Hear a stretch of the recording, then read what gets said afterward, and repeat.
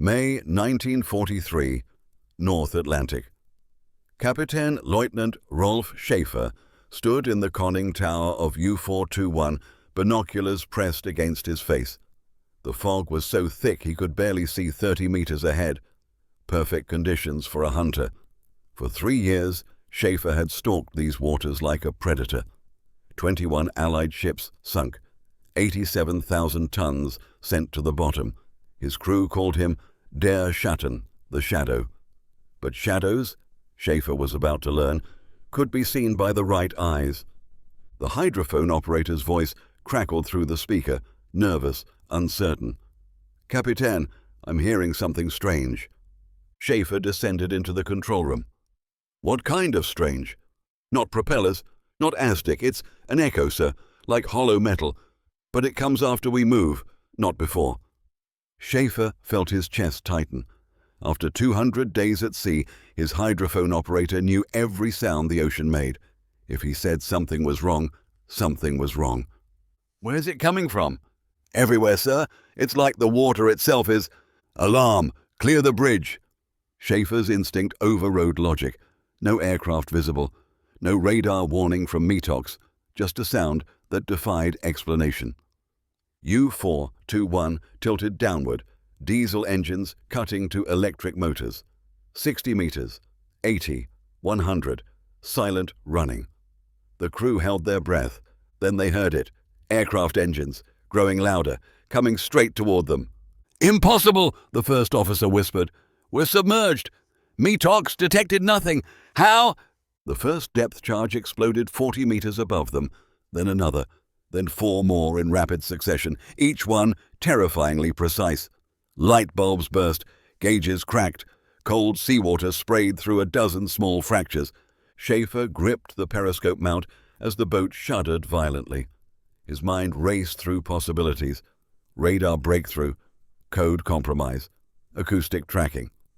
None of it made sense. They had been detected while submerged, in fog, with 0 electronic emissions. As the explosions faded, Schäfer pulled out his log and wrote with shaking hands. "Detected by unknown means. 0 emissions detected. Attacked with impossible precision." He stared at the ceiling, water dripping onto his face, and whispered the question that would haunt him. How did they find us? If stories like this, where hidden brilliance and grief reshape the world, speak to you, make sure you subscribe so you never miss the forgotten chapters of history. Budapest, 1943. German occupation pressure squeezed the city like a fist closing around a heart. Dr. Andor Fekete sat in a windowless laboratory beneath the Hungarian Naval Research Institute, surrounded by oscilloscopes, magnetic sensors, and German officers who watched his every move. He was 42 years old, thin from rationed meals, with ink-stained fingers and eyes that hadn't seen real sleep in weeks. The Germans called him der Jude Techniker, the Jew technician. Useful enough to keep alive, disposable enough to ignore. They had no idea who they were dealing with. Before the war, Fekete had published 17 papers on magnetic resonance in conductive mediums. The University of Vienna had called his work on oceanic conductivity revolutionary. Now that same expertise made him valuable to the Reich's Naval Research Division. He was assigned to build a conductivity mapping instrument for underwater resource surveys. Harmless work, academic work, the kind of assignment given to a man they considered broken. They were wrong about that too. 3 weeks earlier, SS officers had come to his apartment. His wife, Sarah, his son, Jakob, age 9, his daughter Emma, age 6. Resettlement to the east, they said, labor assignments. Fekete knew what those words meant. Everyone knew. No one spoke it aloud. His last memory, Emma pressing her wooden toy boat into his hands. "Keep it safe, Papa, until I come home." She never came home. Now Fekete worked 18-hour days in the laboratory, his grief crystallizing into something cold and precise. The Germans wanted a conductivity instrument. He would give them one. But he would also give them something else, something they would never detect until it was too late. Every equation he wrote served two purposes. Every circuit he designed contained hidden layers. Every test he ran gathered data the Germans couldn't interpret. Late at night, alone with his blueprints and a single candle, Facchetti sketched concepts that lived between the official schematics. Patterns in seawater, magnetic after-images, invisible signatures left by submarines. He wrote 2 words at the bottom of his private notes: ghost signatures. Then he whispered into the darkness, "If I cannot save the people I love, I will save others from suffering the same fate." The breakthrough came at 3:47 a.m. on a Tuesday in February. Facchetti stared at oscilloscope readings from captured British submarine tracking data the Germans had provided him for reference purposes. They wanted him to understand Allied detection methods to build better countermeasures. Instead, he found something they never intended. Every time a submarine's battery discharged, running electric motors, operating equipment, even small power fluctuations, it left traces in the surrounding seawater, microscopic magnetic distortions. Conductivity anomalies that persisted for 6 to 12 minutes after the submarine had moved on. The ocean, Facchetti realized, had memory. These ghost signatures weren't random. They correlated to specific patterns: submarine class, operational depth, direction of travel, electrical load characteristics. The water acted like temporary magnetic film, recording impressions that could be read by the right instrument. Facchetti's hands trembled as he sketched the concept in his private notebook. Silent detection. No emissions, no sonar, no radar. Only listening to what the water remembers. The Germans forced him to build prototypes, believing they were constructing harmless oceanographic research equipment for mineral surveys. They approved every requisition, signed every blueprint, shipped every component he requested. Fools. Facchetti embedded a micro-resonance flaw into each prototype's core frequency oscillator, a specific harmonic pattern only he understood. If German engineers attempted reverse engineering, the instruments would return nothing but static, useless garbage. But calibrated correctly, with the right frequency adjustment, the devices became submarine hunters of terrifying precision. Through a network of Hungarian resistance contacts, Facchetti sent an anonymous package to Allied intelligence in Switzerland.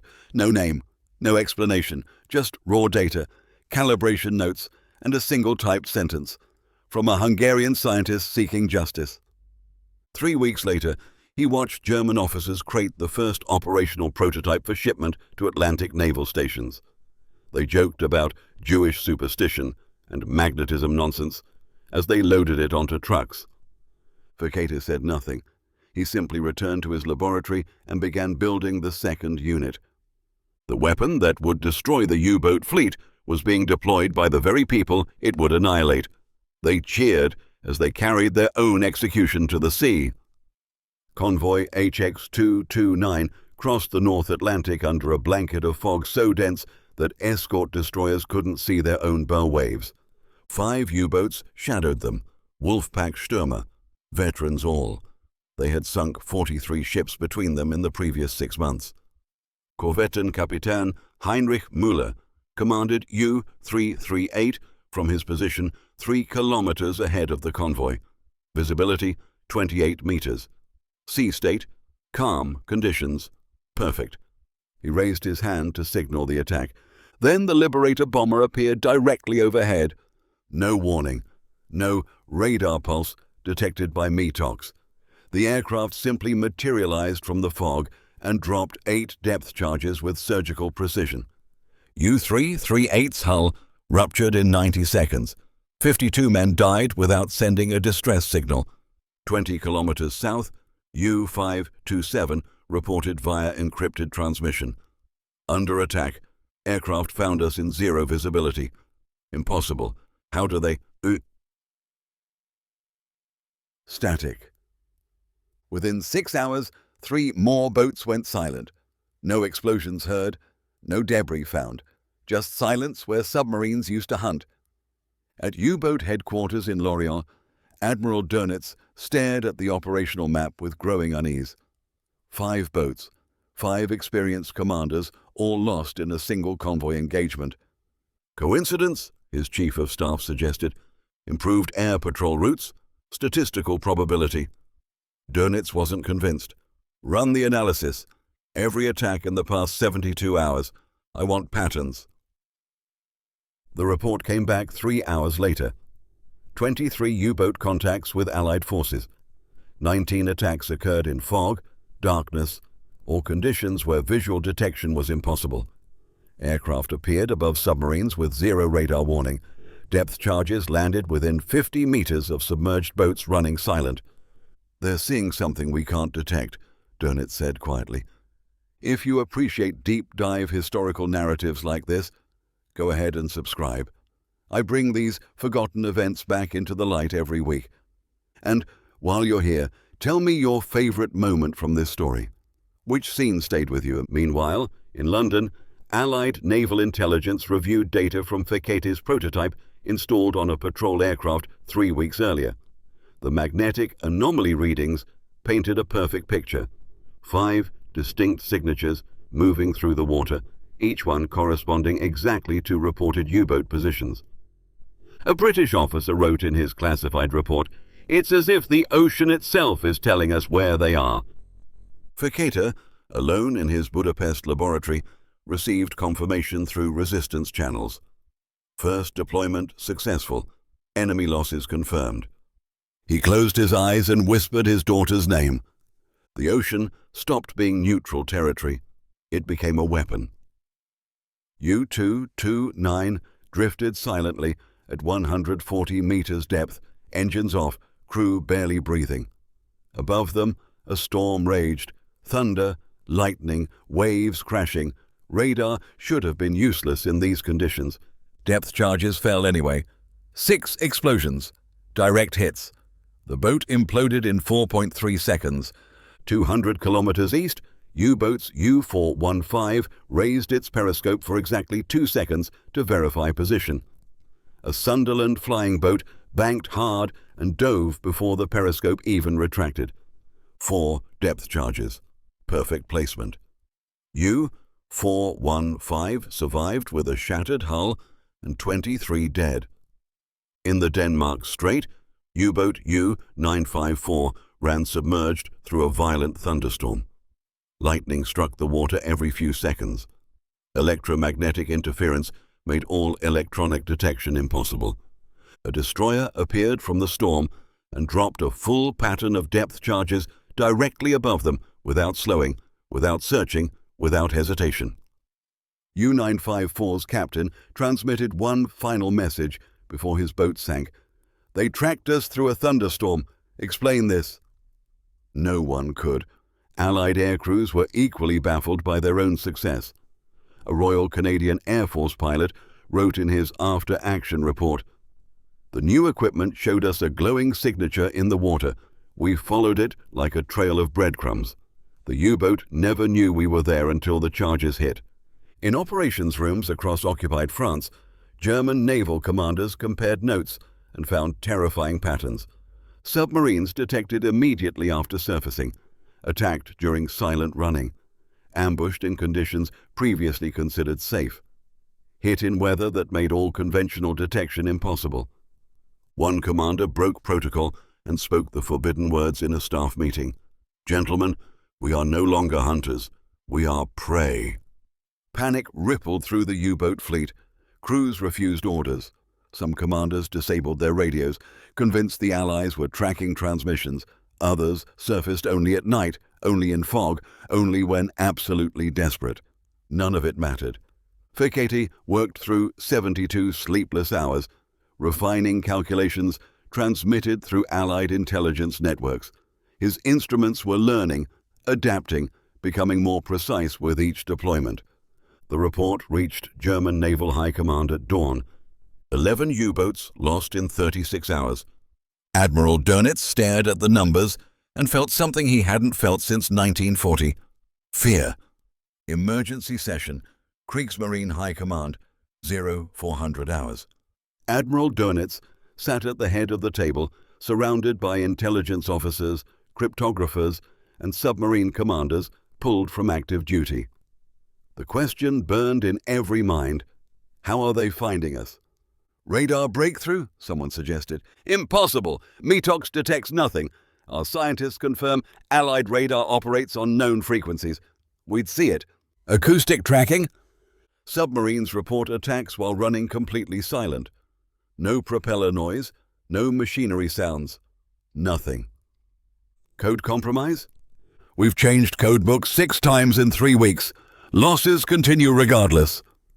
A U-boat commander stood, his hands shaking. Permission to speak freely, Admiral? Dönitz nodded.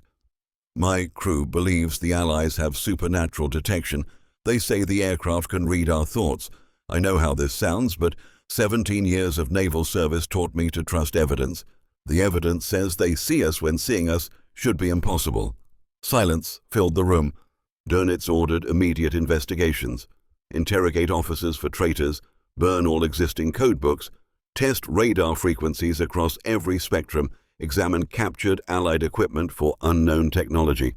They found nothing. Reports flooded in from submarine commanders across the Atlantic. Attacked in fog with 0 visibility. Detected while submerged at 180 meters. Aircraft appeared above us as if guided by invisible hand. Some crews refused to surface. Others disabled radio equipment, convinced the Allies were tracking transmissions. A few commanders requested psychiatric evaluation, unable to reconcile their experience with known physics. Internal paranoia metastasized. Officers accused each other. Scientists tested impossible theories. The Kriegsmarine began consuming itself searching for ghosts. Meanwhile, in Budapest, Fekete listened to German officers screaming in his laboratory building. They were reviewing submarine loss reports, looking for patterns, demanding explanations. "We are blind in waters we once ruled," one officer shouted. Fekete kept his head down, continued his harmless research, and said nothing. That night, he received a message through resistance channels. 29 U-boats missing in 7 days. None reported sinking to high command, continued transmission. Fekete returned to his calculations. The ocean was speaking. The Allies were listening. And the U-boat fleet was dying. May 7th, 1943. The Atlantic became a graveyard. U-boat U-1826 spotted a patrol aircraft and dove instantly, 3 seconds from sighting to submersion.